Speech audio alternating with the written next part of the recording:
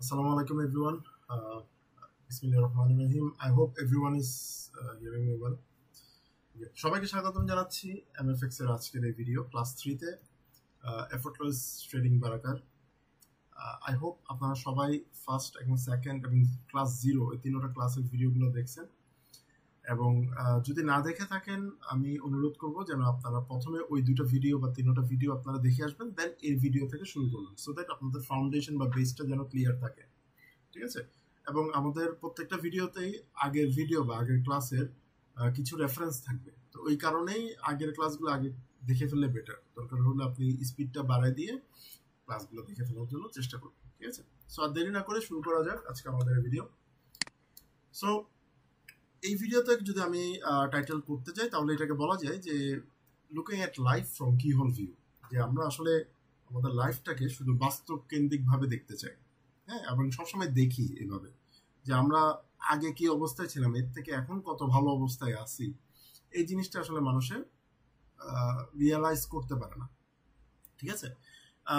অনেকে মনে করতে পারে যে ছোটকালে অনেক সুন্দর দিন কাটাইছি আমরা আমরা ছোটকালে কোনো টেনশন ছিল না, এইসব প্যারা ছিল না মাথার উপরে।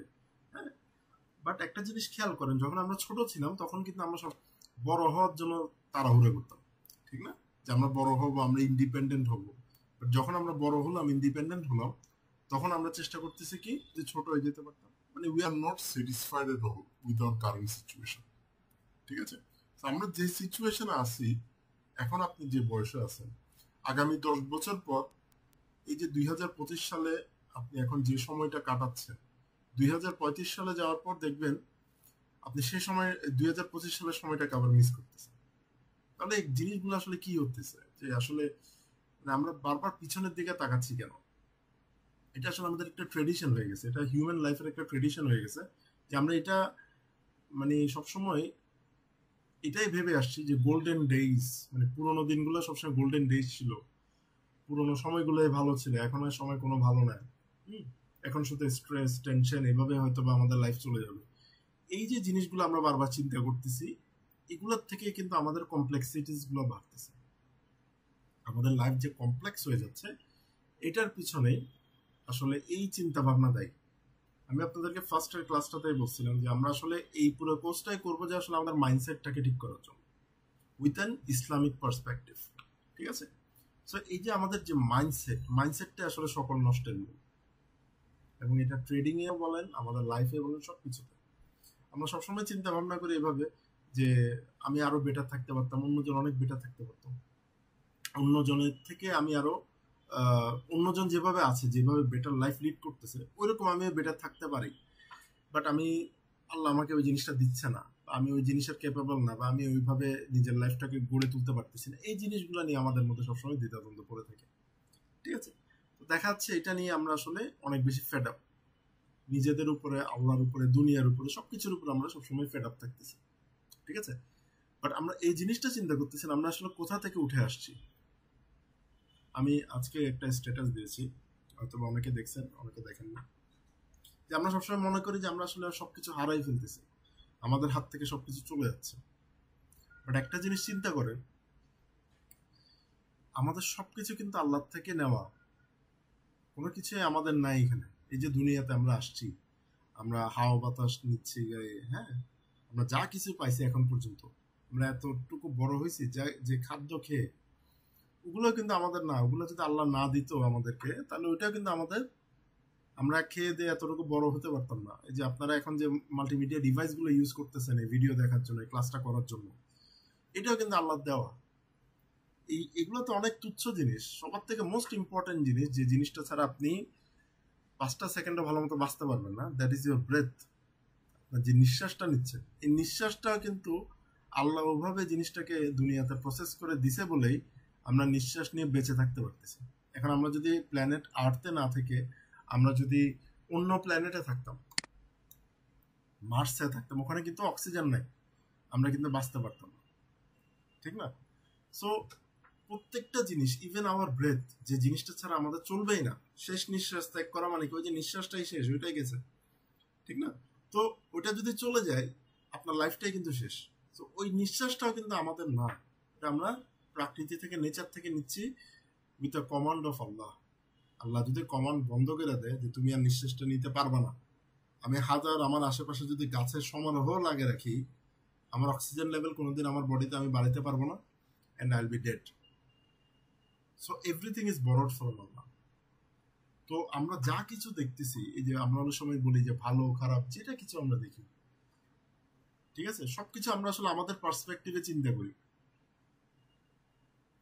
যেমন আমাদের মধ্যে অনেকে চিন্তা করে যে মনে করেন এই যে ধরেন রিসেন্টলি একটা ইস্যু নিয়ে পুরো বাংলাদেশের মধ্যে কথাবার্তা হচ্ছে যে ব্যাটারি রিক্সা নিয়ে, যে অটো রিক্সা, বাংলাদেশের টেসলা যেটাকে বলা হয়। হ্যাঁ, তো এটা নিয়ে যদি আপনি কয়েকজন মানুষকে জিজ্ঞাসা করেন, দেখবেন যে এদের মধ্যে ভিন্ন অপোজিট মানে আপনার পারসেপশন আছে। এরকম অনেকে বলবে অটো রিক্সা ভাই অনেক কমফোর্টেবল, বসতে আরাম, অনেক দূরে দূরের জায়গায় চলে যাওয়া যাচ্ছে অনেক কম খরচে, নাহলে তো ওই সেম জায়গায় যেতে আমার সিএনজিতে যেখানে 200 টাকা লাগতো আমি অটো রিক্সাতে 100 টাকা দিয়ে চলে যেতে পারতেছি। এটা হচ্ছে একটা মানুষের যারা আসলে অটো রিক্সাটাকে সাপোর্ট করতেছে। আবার অন্যদিকে এমন কিছু মানুষ আছে যারা বলবে না, অটো রিক্সার কারণে এরকম এরকম অ্যাক্সিডেন্ট হচ্ছে, রাস্তাঘাটে হঠাৎ করে চলে আসে, গায়ের উপরে উঠে যেতে চায়, বারবার অ্যাক্সিডেন্ট হচ্ছে, আমার গাড়িকে ওই দিন মেরে দিছে, ওই দিন একটা বাইক অ্যাক্সিডেন্ট অটো রিক্সার জন্য হয়েছে। তো দেখেন এই একটা টপিক নিয়ে কিন্তু দুই রকম চিন্তা ভাবনা মানুষের থেকে গেছে, ঠিক না? সো এই চিন্তা ভাবনার কারণে আসলে দেখা যাচ্ছে অনেকের কাছে অটো রিক্সাটা ভালো, অনেকের কাছে অটো রিক্সাটা খারাপ, ঠিক আছে? এটা হচ্ছে আমাদের পারসেপশন। যেমন ট্রেডিং এর কথা যদি আমরা বলি, যে আপনি ধরেন একটা গোল্ডে ট্রেড নিছেন এখন ফর এক্সাম্পল, আপনি এখান থেকে আপনি একটা বাই ট্রেড নিছেন ফর এক্সাম্পল, ঠিক দেখবেন অন্য সাইডে আরেকজন একটা সেল ট্রেড নিছে, একটা সেল ট্রেড নিলে একজন বাই ট্রেড নিল। এখন দুইজনে কিন্তু সেম মার্কেট দেখতেছে, সেম প্রাইস দেখতেছে, এভরিথিং সেম। তাহলে কেন একজন সেল নিচ্ছে, কেন একজন বাই নিচ্ছে? Because of the perception, because of the knowledge, এবং because of what they think of the market. তারা মার্কেট নিয়ে আসলে কি চিন্তা করতেছে, ওইটার জন্য আসলে তারা এইভাবে জিনিসটাকে কালার করতেছে। মানে তাদের ইমোশন বা তাদের ডিসিশন মেকিং সবকিছু কিন্তু তারা তাদের অনুযায়ী কালার করতেছে। তো একটা কথা আছে বাংলাতে যে কারো পৌষ মাস কারো সর্বনাশ, ঠিক না? তো এই জিনিসগুলো আসলে কেন হইতেছে? সর্বনাশ হলে তো সবারই সর্বনাশ হওয়ার কথা, একজন আবার পৌষ মাস কেন হচ্ছে, ঠিক না? যেমন শেয়ার মার্কেটের কথা বলি, শেয়ার মার্কেটে যখন প্রাইসগুলো ফল করে অনেক মানুষের মাথায় হাত দেয়, কিন্তু অনেকগুলো মানুষ কিন্তু খুশি হয়। কেন খুশি হয়? যে প্রাইসটা এখন পড়ছে, আমি একটা ভালো জায়গা থেকে শেয়ারগুলো আবার কিনতে পারবো। এবং স্টক মার্কেটের যতগুলো বই আমি পড়ছি, ওখানের মধ্যে একটা কথা সবগুলো বইতে লিখছে যে recession is the best time to buy the stocks. এখন যারা এক একটা শেয়ার 100 টাকা করে কিনছে, 200 টাকা করে কিনছে, ওই শেয়ার যখন 15 টাকা হয়ে যাবে তারা কিন্তু হ্যাপি থাকবে না। বাট যে বসে আছে 15 টাকা দিয়ে কেনার জন্য, সে কিন্তু মহা খুশি হয়ে যাবে, ঠিক না? সো আমাদের এই দুনিয়াটাতেও যে যা কিছু হয়, যেটাই হবে, ভালো খারাপ যেটাই হবে, ওইটাকে যদি আমরা নিউট্রাল ভাবে দেখতে পারি, তাহলে দেখব যে আমাদের যে রিয়াকশনটা ওটা অনেক বেটার হবে। যেমন আপনার হঠাৎ করে এসএল হিট করছে, এখন এটার থেকে যদি আপনি ট্রেড না নিয়ে আপনি যদি চিন্তা করেন, ফর এক্সাম্পল আমরা একটু চার্টের দিকে দেখি, যে আপনি এখানে মনে করেন এখানে আপনি একটা সেল দিচ্ছেন এবং আপনার স্টপ লসটা এখানে দিলেন, দেওয়ার পর এখন আপনি অনেক বিশাল একটা টার্গেট করে রেখেছেন যে অ্যাটলিস্ট 1:2 বা 3 পর্যন্ত আমি একটা প্রফিট পাবো এই ট্রেড থেকে। এখন দেখা গেল আপনি ধরেন ফর এক্সাম্পল আপনি এই জায়গায় একটা এনগালফিং দেখে ঢুকলেন, ক্যান্ডেলের উপরে সেলটা দিলেন, এরপর আপনি এইভাবে করে ট্রেডটা নিলেন। কিছুক্ষণ আপনার দিকে যাওয়ার পর হঠাৎ করে দেখলেন যে প্রাইসটা উল্টা দিকে উঠে গেছে এবং আপনার এসএলটা হিট করে ফেলছে। এসএল হিট করে ফেলা মানে কি? আপনার লস, রাইট? সো আপনি রেগে মেগে এক অবস্থা, আপনি চার্ট বন্ধ করে চলে গেছে। এখন আরেকটা ট্রেডারের কথা বলি, মোস্টলি আমার কথাই বলতেছি এখন। So if this things happen to me currently, আমার কাছে যদি আমার সাথে যখন এই জিনিসটা হয় মার্কেটে, sometimes it happens to me as well. হ্যাঁ, তো তখন আমি কি করি? এট দ্যাট টাইম যখন আমি দেখলাম যে এরকম টাইপের আবার যে আমার এসএলটা হিট করছে, তখন আমি বের করার চেষ্টা করি যে আসলে আমার এসএলটা হিট করতেছে কেন, হোয়াট ইজ হ্যাপনিং হিয়ার, মানে এখানের মধ্যে আসলে কি আছে। অলরেডি কিন্তু আমার এসএলটা হিট, ফর এক্সাম্পল ধরে নিলাম যে আমার এসএলটা হিট, তখন আমি এখান থেকে বের করলাম যে এখানের মধ্যে আমার একটা লেফট প্রেসিডেন্স দেওয়া আছে, এবং আমি যখন একটু খেয়াল করলাম তখন দেখলাম যে এই জায়গায় আমি যেখানে ঢুকছিলাম এখানে কোনো রকম ডাইভারজেন্স ছিল না, বাট কারেন্টলি ডাইভারজেন্স ফর্ম করতেছে, এখানে ডাইভারজেন্স ফর্ম করছে। তাহলে আমি যদি এখানে রেগে মেগে যদি এতটুকুতে বের হয়ে যেতাম এসএল হিট করার পর, তাহলে কিন্তু আমি ডাইভারজেন্স গুলো খেয়াল করতাম না, এরপর আমি আবার নতুন করে এই জায়গা থেকে আরেকটা ট্রেড নিতাম না।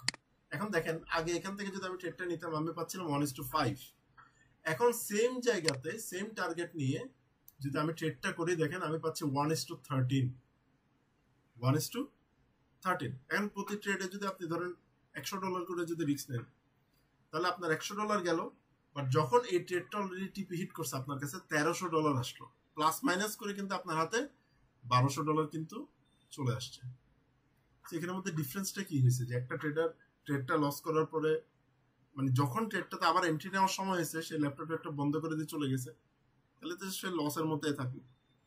আর যে ট্রেডার বোঝার চেষ্টা করলো যে এখানে কেন আমার এসএলটা হিট করলো, তাহলে এখানের মধ্যে কিছু হয়তো বা ডেভেলপ হচ্ছে বা ম্যানিপুলেশন হচ্ছে বা এসএল হান্টিং করতেছে বা লিকুইডিটি হান্টিং করতেছে। এখন লিকুইডিটি হান্ট করার পরে তো আবার মার্কেট ঠিক হয়ে যায়, মানে আবার ওইদিকে যাওয়া শুরু করে, ওইটা আমি কেন মিস করবো?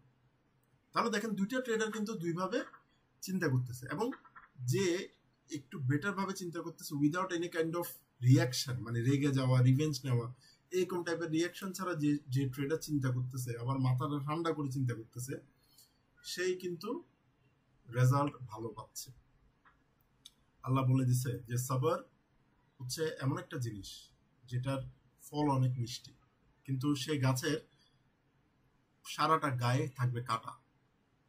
তো ওই সাবারটা কিন্তু আপনাকে কেউ আসলে বলে না যে আপনি অনেক হ্যাপি আছেন, খুশি আছেন, ওই সময় আপনি সবর ধরেন।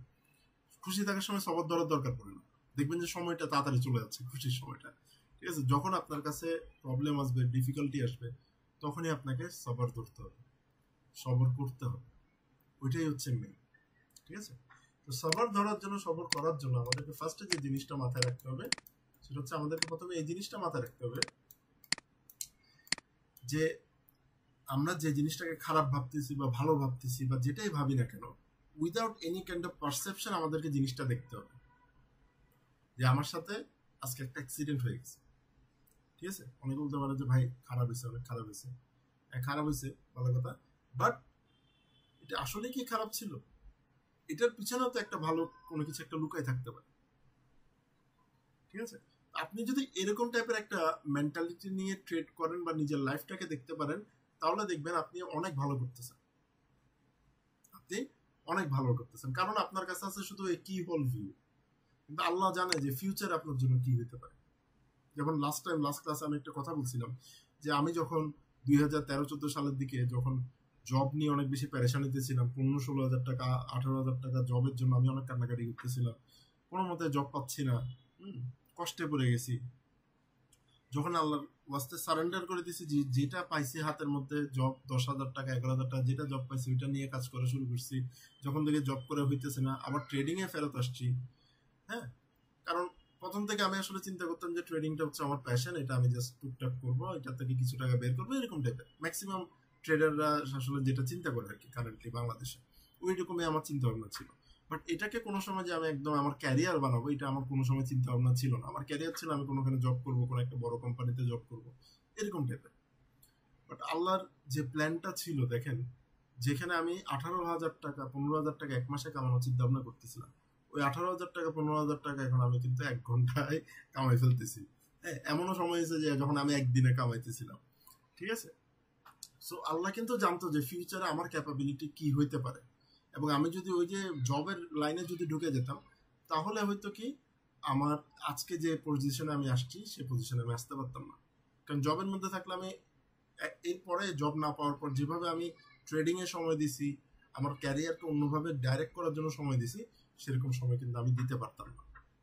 তো এটা কিন্তু আমি ওই সময় কিন্তু আমার কাছে জিনিসটা মনে হয়েছে যে it is very bad thing is happening to me, but আসলে এটা খারাপ ছিল না।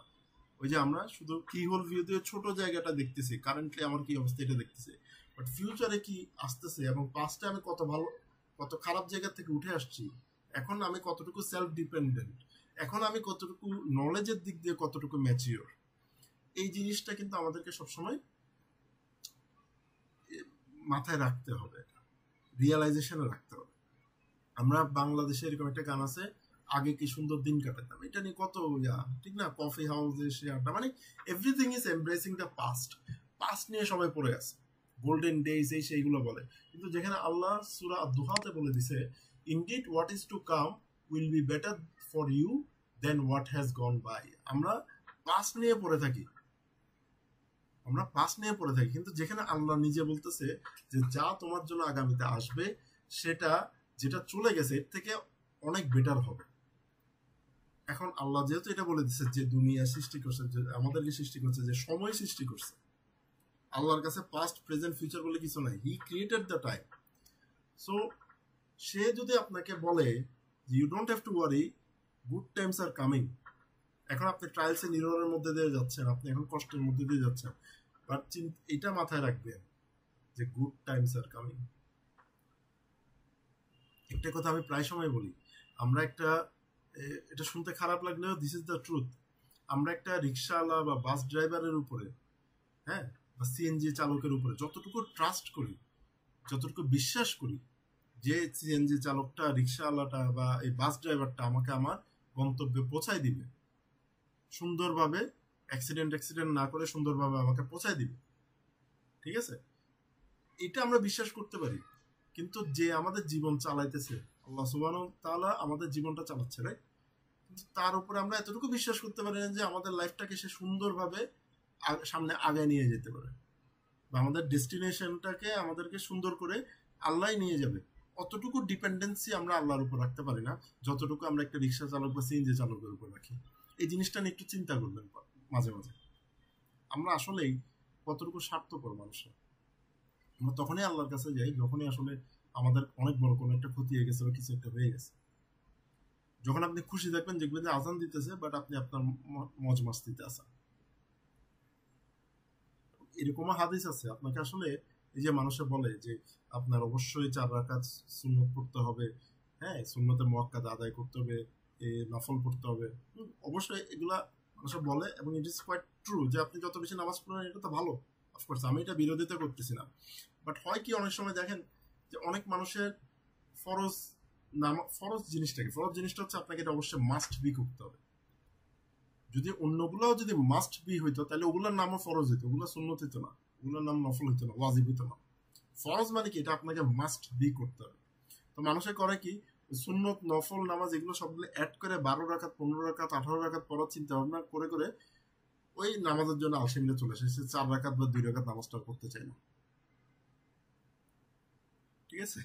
সো এই জিনিসগুলা, এই যে আমরা প্রায় সময় আমাদের মধ্যে যে জিনিসগুলো আসে যে অতিরিক্ত পরিমাণের, এই যে আমরা নানা রকম ভাবে আমাদের লাইফটাকে নিয়ে আমরা যখন খারাপ ভালো এগুলো নিয়ে পারসেপশন ক্রিয়েট করা শুরু করে দিই, তখনই আসলে আমাদের লাইফের উপর নানা রকম বিপর্যয়গুলো চলে আসে।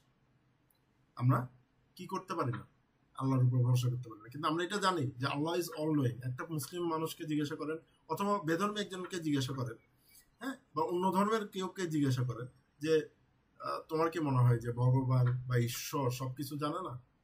তো সেও কিন্তু বললো যে হ্যাঁ, সবই তো সে জানে, সে পাস্ট প্রেজেন্ট ফিউচার কি হবে না হবে সবকিছু তার কাছে জানা আছে। তকদিরের কথাটা বলে, কপালের কথাটা বলে, কপালে ছিল বা তকদিরে ছিল, এগুলো আসলে মানিটা কি? প্রত্যেকটা ধর্মের মানুষের কিন্তু এই জিনিসগুলো আছে। সবাই বিশ্বাস করে যে তাদের খোদা যে আছে, তাদের যে ক্রিয়েটর আছে, he knows everything, he knows everything. আপনার মনের মধ্যে কি কথাটা চলতেছে, আপনি আসলে মন থেকে জিনিসটা বুঝতেছেন কিনা, এটা আর কেউ জানুক না জানুক, আল্লাহ কিন্তু সবই জানতেছে। সেখানের মধ্যে কোরআনের আয়াতে আছে যে সূরা 67 এর এখানের মধ্যে বলছে he knows what is in every heart. Allah জানে যে সবার মনের মধ্যে কি আছে। অনেক মানুষে দেখবেন বাইরে আপনাকে অনেক সম্মান দিচ্ছে, কিন্তু আপনি যখন পিছনে ঘুরে গেছেন তখন, বা আপনি ওই জায়গাটা নাই, তখন সে আপনার ব্যাপারে যত খারাপ কথা আছে সবগুলো ছড়ানো শুরু করে দিচ্ছে। সেগুলো আপনি জানতেছেন না, কিন্তু আল্লাহ কিন্তু সবই শুনতেছে, ঠিক আছে। যে এরকম আমি একটা কোট পড়ছিলাম, ওখানের মধ্যে বলছে যে সামটাইমস ইউ উইল আস্ক যে why this person is not with me, sometimes you will ask why this person is not with me, তখন indeed Allah has heard something that you don't, যে আল্লাহ এমন কিছু শুনছে ওই লোক থেকে যেটা আপনি শুনেন নাই, এবং আপনি শুনলে ওই লোকটার সাথে জীবনে থাকতেন না। আল্লাহ শুনছে বলে আল্লাহ ওই লোকটাকে বা ওই মানুষটাকে আপনার লাইফ থেকে সরাই নিয়ে গেছে, so that you can have a better life. So ওই যেটা বললাম যে আমরা যখন রিক্সাতে উঠি, সিএনজিতে উঠি, যখন গাড়িতে উঠি, তখন আমরা কি করি? আমরা কি ওই যে সিএনজি আলা বাস আলার সাথে বলি যে ভাই ডাইনে যান, বামে যান, এই দেখেন ব্রেক করেন, এখন একটু জোরে চালান, এভাবে কিন্তু আমরা বলি না। আমরা তখন ওর উপরে চিন্তা, মানে সবকিছু টেনশন ফেলে দিয়ে যে ও তো আমাকে পৌঁছায় দিবে, আমি চিটাং থেকে ঢাকা যাচ্ছি, ঢাকা থেকে কক্সবাজার যাবো, সবকিছু সে আমাকে পৌঁছায় দিবে সুন্দর করে, আমি রিল্যাক্স করে ঘুমাইতেছি, নাহলে বই পড়তেছি, নাহলে মোবাইল দেখতেছি, গান শুনতেছি, I am doing everything, I am relaxed. কেন? আমি বললাম কি আমি সারেন্ডার করে দিলাম। বাট এই জিনিসটা আমাদের লাইফ নিয়ে আমরা সারেন্ডার করতে পারি না। আমরা সবসময় কি করি? রেজিস্ট করি, যে আটকানোর চেষ্টা করি। আপনি একটা জিনিস খেয়াল করবেন, আপনারা যদি এখানে কেউ গাড়ি চালান বা মোটরসাইকেল বা গাড়িটা যদি চালান, আপনার পাশের মানুষ যদি বারবার আপনাকে শিখাইতে থাকে যে ভাই তুই অ্যাক্সিডেন্ট করবি, ডাইনা চালা, একটু বামে কাটাই চালা, এরকম চালা, এরকম চালা, এরকম যদি বলতে থাকে, আপনি কিন্তু একটা সময় বিরক্ত হয়ে যাবেন, ঠিক না? তা আমার কাজ আমরা করতে হবে, তুমি সারেন্ডার করো, তুমি রিল্যাক্স করো। তুমি যদি এটাকে বেশি ঝামেলা করো, দেখবেন যে আসলে আপনি ওই লোকটার মানে প্যান প্যানানি শুনতে গিয়ে আপনি আসলে অ্যাক্সিডেন্ট করে দিচ্ছেন, ঠিক না? তো আমাদের লাইফে কিন্তু এই জিনিসটা হয় যে আমরা বারবার কি করি? রেজিস্ট করি। আমরা কোনো সময় সারেন্ডার মোডে থাকি না, আমরা সবসময় রেজিস্ট্যান্সের মোডে থাকি সবসময়। আপনি যখন ট্রেড করেন তখনও কিন্তু আপনি অনেক বড় একটা রেজিস্ট্যান্সের মোডে থাকেন। আপনি একটা ট্রেড নিলেন, আপনি নতুন করে একটা ট্রেড নিলেন। ফর এক্সাম্পল, আমি মনে করেন এখান থেকে আমি একটা সেল ট্রেড নিলাম, ঠিক আছে? আমি একটা সেল ট্রেড নিলাম, নেওয়ার পর আমার এসএলটা আছে এই জায়গায়, এখন আমার ট্রেডটা চলতেছে। এখন আপনি যদি রাতে দিনে চারটা নিয়ে বসে থাকেন, নানা রকম ওভার অ্যানালাইসিস করতে থাকেন, ওভার অ্যানালাইসিস এটাও কিন্তু একটা রেজিস্ট্যান্স। আপনি কিন্তু সারেন্ডার করে দিচ্ছেন না যে যাক আমি তো আমার অ্যানালাইসিস করছি, এখন এটা যদি এসএল খাই বা টিপি খাই, আমার তো অ্যানালাইসিস হয়ে গেছে, আমি মাইক্রো ম্যানেজ করার দরকার নেই। অতিরিক্ত ম্যানেজ করতে গেলে আবার ঝামেলা। আমার মাইক্রো ম্যানেজ করার দরকার নেই, যেহেতু প্রপারলি একটা অ্যানালাইসিস করছি, ট্রেডটা ছেড়ে দিই, এখন চলুক 1:1 হোক বা 1:2 হোক, তখন আমি ব্রেক ইভেন দিয়ে আবার ছেড়ে দিব, মার্কেট যেদিকে যাওয়া যাবে। বাট এখন আপনি যখন এখান থেকে সেল নিলেন, এরপর হঠাৎ করে দেখলেন মার্কেটটা উপরে উঠে যাচ্ছে, বাট আপনার এসএল এর কাছে এখনো যায়নি। আপনি উঠার আগে $2 বা $5 বা $10 বা $50 নিয়ে বের হয়ে গেলেন। বাট আপনি সেই ট্রেডটা যদি রেজিস্ট না করে ছেড়ে দিতেন, সারেন্ডার করে দিতেন, তাহলে দেখেন ওই একই ট্রেড আপনি যেটা $5 নিয়ে বন্ধ করে দিয়েছিলেন, ওই একই ট্রেড থেকে আপনি $100 বা $200 নিয়ে প্রফিট নিয়ে বেড়ে যেতে পারতেছেন। এটা কেন হইতেছে? এটা ট্রেডিং এর ব্যাপারে ওই জিনিসটা সত্য যে ইউ নিড টু সারেন্ডার। আপনাকে সারেন্ডার করে দিতে হবে। আপনি অ্যানালাইসিস করছেন, এখন মার্কেট যা করে। আল্লাহ এটা বলছে যে আমি তোমাদেরকে রেজাল্ট দেওয়ার মালিক হচ্ছে আমি, তো আমি তোমাকে যে রেজাল্টটা দিতে চাই ওটার জন্য তুমি ট্রাই করো, তুমি ট্রাই করতে থাকো, রেজাল্ট আমার হাতে ছেড়ে দাও, ঠিক না? তুমি যদি এটাকে রেজিস্ট করতে থাকো, বারবার করতে থাকো, জিনিসটাকে অতিরিক্ত পরিমাণে ট্রাই করতে থাকো, তখন আবার এটা ঝামেলা। সো মাইক্রো ম্যানেজমেন্ট, এটা ট্রেডিং এর ব্যাপারে বলেন, লাইফের ব্যাপারে বলেন, it is not good, it is not good at all. So এখানের মধ্যে একটা কথা আছে যে instead of resisting to changes, surrender, let life be with you, not against you. If you think my life will be upside down, don't worry. How do you know down is not better than upside? ঠিক আছে? আপনার যদি মনে হয় আমার life তো উলট পালট হয়ে গেছে, আপনি কিভাবে জানেন যে উলট পালটটাই আপনার জন্য ভালো নাকি খারাপ? এটা তো আপনি আসলে জানেন না, সেটা আল্লাহ তো সবকিছুই জানেন। আপনি যদি আসলে টু বি অনেস্ট সারেন্ডার করতে পারেন, আপনি লাইফে ডিসিশন বলেন, ট্রেডিং ডিসিশন বলেন, সবার থেকে বেস্ট ডিসিশন নিতে পারবেন অনেস্টলি। যারা সারেন্ডার করতে পারে না, রেজিস্ট করতে পারে না, ওরা দেখবেন যে ট্রেড নিয়েও শান্তিতে থাকে না, খুব অতিরিক্ত পরিমাণে টেনশনে থাকে। ট্রেড নেওয়ার পর মাইক্রো ম্যানেজ করতে যায়, দেখেন বারবার ব্রেক ইভেন হিট করতেছে, বারবার সে কম প্রফিট নিয়ে বেড়ে যেতেছে, আবার লস যখন একটুখানি লসে যাচ্ছে সে স্টপ লস উঠে দিচ্ছে। এগুলো সবকিছু হচ্ছে রেজিস্ট্যান্স।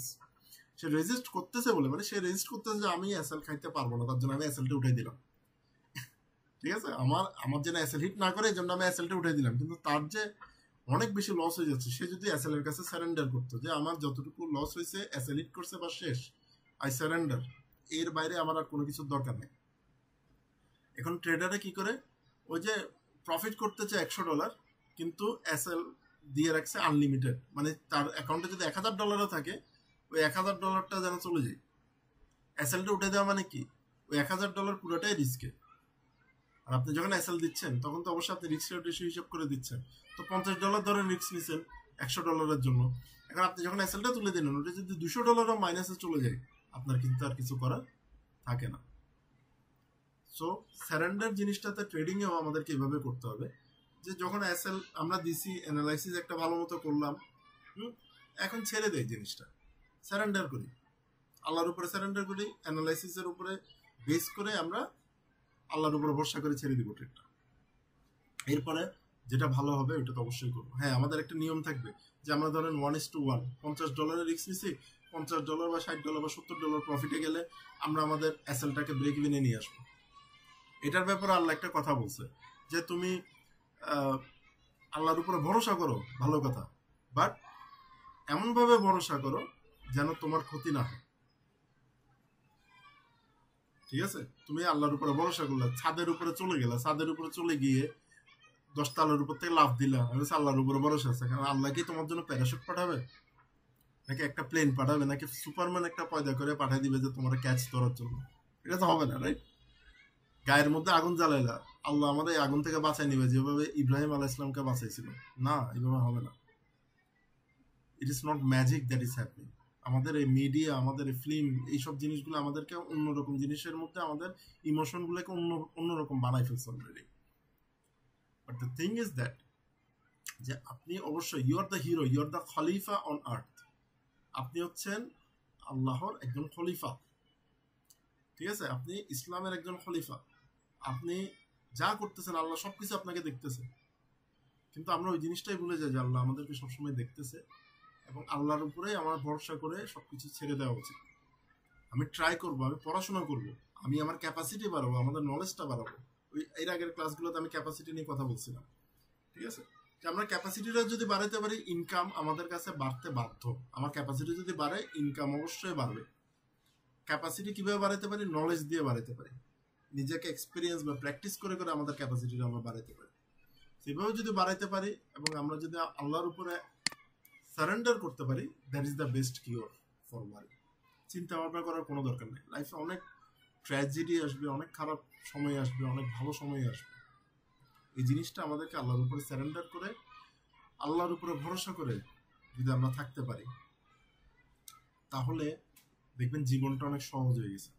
আমি ওয়েস্টার্ন অনেক বই পড়ছি সেলফ হেল্পের, ম্যাক্সিমাম বইয়ের মধ্যে আমাদেরকে বলা হয় যে তোমার লাইফটা যা হয়ে গেছে সবকিছু তোমার কষ্ট, মানে তুমি উল্টাপাল্টা কাজ করছো বলে হয়েছে, সবকিছু তোমার দোষ, সবকিছু তোমার দোষ, মানে নিজের উপর দোষ দিতে থাকে। এটাতে হয় কি, মানুষ আরো ডিপ্রেশনে চলে যায় যে ভাই যা করছি সবই তো আমার দোষ, তাহলে আমার আর এই দুনিয়াতে বেঁচে থাকে লাভ কি, আমি মরে গেলে মানে সবকিছু ঠিক হয়ে যাবে। এরকম টাইপের একটা ডিপ্রেশনাল থট চলে আসে ওয়েস্টার্ন সাইকোলজিতে। বাট ইসলামিক সাইকোলজিতে কি রকম আসে যে যা কিছু হয়েছে সবকিছু আল্লাহ করছে, কদর ছিল। এখন আগামীতে আল্লাহ যেহেতু কোরআনে বলে দিছে যে আগামী দিনগুলা, এখানে আমাদের কোরআনের আয়াতটা দেখি যে আল্লাহ যেহেতু এখানে কোরআনে বলে দিছে যে indeed what is to come will be better for you than what is gone by. Surah Duha, Surah দুহাতে গিয়ে আপনারা এই জিনিসটা দেখতে পারবেন। সো আল্লাহ যেহেতু বলে দিছে, আল্লাহর উপরে ভরসা করে আমি আমার কাজ চালা যেতে থাকি। খারাপ সময়তে গেছে, যা চলে গেছে that is past, that is dead. এখন আগামীতে যা আসবে ওইটা যেহেতু সবকিছুই যেহেতু আল্লাহর হাতে, আমি আমার ট্রাইটা করি। That is the psychology of Islam. Islam বলতেছে না যে তোমার দোষ, তুমি পস্তাবা, তোমার লাইফ হেল হয়ে যাবে, এইসব জিনিস কিন্তু বলে না।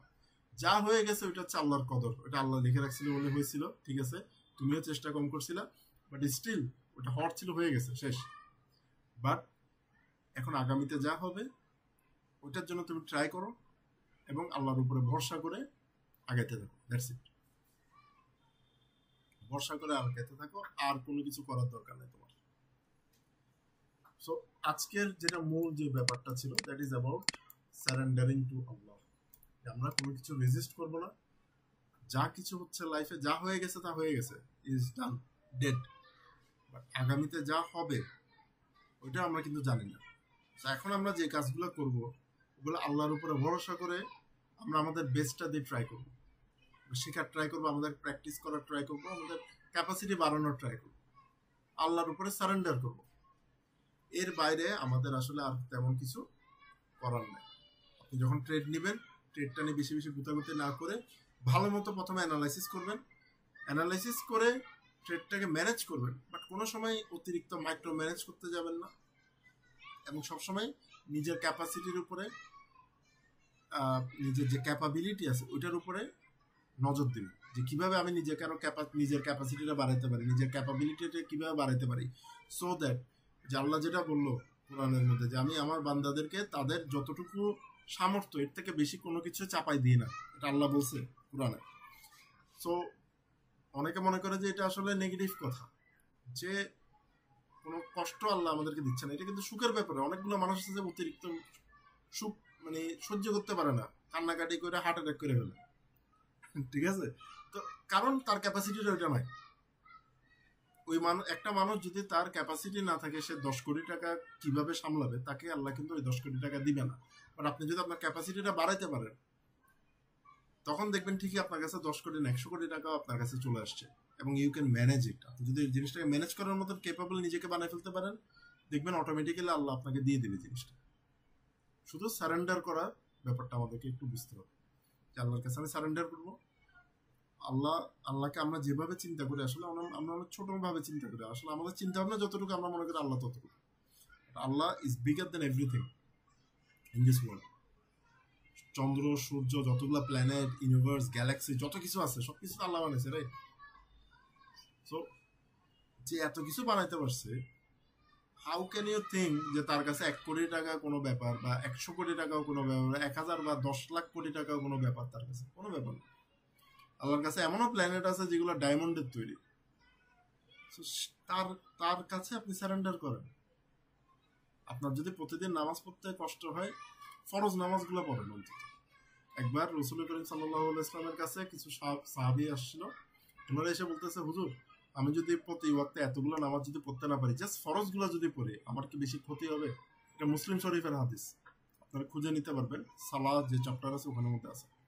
সো ওখানের মধ্যে বলা হয়েছে এরকম যে রসুলকে জিজ্ঞাসা করা হয়, তো রসুল তখন বললো, তুমি যদি আসলেই তোমার ফরজ নামাজগুলো পারফেক্টলি, এখানে কিন্তু একটা ব্যাপার আছে, কোয়ান্টিটি বেটার না, কোয়ালিটিটা আপনাকে করতে হবে। যে নামাজ পড়তেছেন 2 রাকাত পড়েন বা 4 রাকাত পড়েন, নামাজের মতো নামাজ পড়েন। তাড়াহুড়ো করে 10 রাকাত পড়তে গিয়ে আপনি জানেনও না আপনি কি সূরা পড়ছেন, হ্যাঁ, প্রপারলি সেজদা করছেন কি করেন এটাও আপনার মনে নেই, ওই নামাজের আল্লাহর কাছেও দরকার নেই, আর আপনারও এটা টাইম ওয়েস্ট হইতেছে, ঠিক আছে?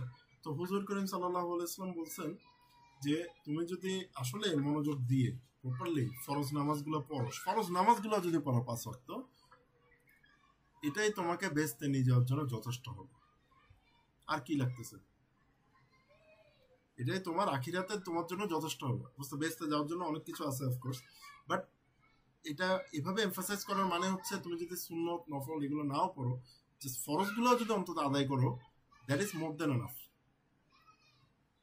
অন্যগুলো পড়লে of course that is good, that is better, but অতিরিক্ত কোনো কিছু বেটার না। যেমন আপনি চাইলে মাগরিবের নামাজ 3 রাকাত, ওটাকে আপনি চাইলে 4 রাকাত পড়তে পারবেন না। আল্লাহ দেখাই দেয় নাই ওভাবে, আমাদের রসুল দেখাই দেয় না, তো আপনি মাগরিবের নামাজ 3 রাকাতের জায়গায় 4 রাকাত কেন পড়বেন? ঠিক আছে? অতিরিক্ত আবার কোনো কিছু ভালো না, যেটা আমাদের দেশে প্রায় সময় আমরা দেখি যে অতিরিক্ত করে ফেলে। তারা ইসলামিক জ্ঞানই নেই তাদের কাছে, অতিরিক্ত করে ফেলবে। তো ওই অতিরিক্তর কারণে দেখাচ্ছে আর উল্টা গুনাহ হয়। আপনি এখন মাগরিবের নামাজ 3 রাকাতের জায়গায় 4 রাকাত পড়েন, আপনার কিন্তু গুনাহ হবে, আপনার নামাজ হবে না। তখন আপনি মনে মনে বলতে পারেন, আমি তো আরো 2টা সেজদা বেশি দিলাম আল্লাহকে, আল্লাহ আমাকে গুনাহ দিবে কেন? কারণ আল্লাহ এটা বলে না এইভাবে করার জন্য, তো আপনি এটা এক্সট্রা কেন করবেন? কোনো কিছু এক্সট্রা তো ভালো না। অতিরিক্ত ভক্তি চোরের লক্ষণ, এটা আমরা বাংলাতে একটা কথা আছে না, যে অতিরিক্ত ভক্তি যে করতেছে সে আসলে চোর। তো জিনিসটা হচ্ছে অনেকটা এরকম, যে আসলে দেখাচ্ছে অতিরিক্ত বড় জ্ঞানী হয়ে গেছে, বড় পীর বাবা হয়ে গেছে, তারাই আসলে দেখবেন যে মনের মধ্যে চোর আছে। অতিরিক্ত কোনো কিছুই ভালো না। সো যাই হোক, আই হোপ আমি এখানের মধ্যে অনেকগুলো টপিক এখানের মধ্যে আমি কভার করার চেষ্টা করছি। নেক্সটের ক্লাসগুলোতে আমরা ইনশাল্লাহ আরো অনেকগুলো টপিক নিয়ে কথাবার্তা বলবো, এবং আমি চেষ্টা করতেছি ভিডিওগুলো আরো কম্প্রিহেন্সিভ এবং ছোট করার জন্য, সো দ্যাট আপনারা ভিডিওগুলো যখন গো থ্রু করবেন তখন যেন আপনার বোরিং না লাগে বা একঘেয়ামি না লাগে, ঠিক আছে? সো আশা করছি আজকের ভিডিওটা আপনাদের অনেক ভালো লাগছে, আজকের ক্লাসটা অনেক ভালো লাগছে। আর যদি কোনো রকম কোয়েশ্চেন থাকে অবশ্যই আমাদেরকে কমেন্টে জানাবেন। আর যদি ভিডিওগুলো ভালো লেগে থাকে এবং আমাদের কোর্সটা যদি আপনি প্রপারলি কমপ্লিট করতে চান, আমাদেরকে ভিডিওগুলোতে লাইক দিয়ে এবং সাবস্ক্রাইব করে পাশে থাকবেন। তো সবাই ভালো থাকবেন, সুস্থ থাকবেন। আসসালামু আলাইকুম।